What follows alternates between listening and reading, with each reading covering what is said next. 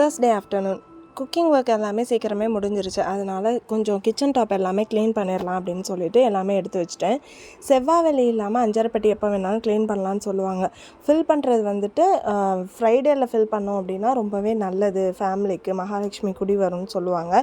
அதனால சரி வியாழக்கிழமை வந்துட்டு அதை க்ளீன் பண்ணி வச்சிடலாம், கொஞ்சம் மட்டும் ஃபில் பண்ணிவிட்டு வெள்ளிக்கிழமை திரும்ப ஃபில் பண்ணிடலான்ட்டு மேலே உள்ளது எல்லாமே ரிமூவ் பண்ணும்போது அதையும் விளக்க போட்டுட்டேன். அடுப்புக்கும் சரி கிச்சன் டாப்புக்கும் சரி இந்த லைசால் தான் வந்து நான் யூஸ் பண்ணுறேன். அது தீர்ந்ததுக்கப்புறமா வந்துட்டு நார்மலாக டிஷ்வாஷ் லிக்விட் இருக்குல்ல, அதில் கொஞ்சம் வாட்டர் ஃபில் பண்ணிவிட்டு அதை வந்து ஸ்ப்ரே பண்ணி இந்த மாதிரி அடித்து க்ளீன் பண்ணிப்பேன். என்னோடய அடுப்பு வந்து 3 பர்னர் ஸ்டவ். அது வந்து கிளாஸ் டாப்பு. அதனால் அதில் மட்டும் இந்த ஸ்க்ரப் வச்சு தேய்க்க மாட்டேன். மற்றபடி அந்த ஸ்டீல் உள்ளதில் பர்னர் செட்டு இது எல்லாமே வச்சு ஸ்டீல் ஸ்க்ரப்பை வச்சு நல்லா தேய்ச்சிட்டு அதில் மட்டும் இந்த நெட்டு உள்ளது மட்டும் தேய்ச்சி வைப் பண்ணிடுவேன். நல்லா தேய்ச்சி எல்லாத்தையுமே ஃபுல்லாக க்ளீன் பண்ணதுக்கப்புறம் ஒரு தடவை தண்ணி வச்சு க்ளீன் பண்ணதுக்கப்புறம் எவ்வளோ சூப்பராக இருக்குது பாருங்கள்.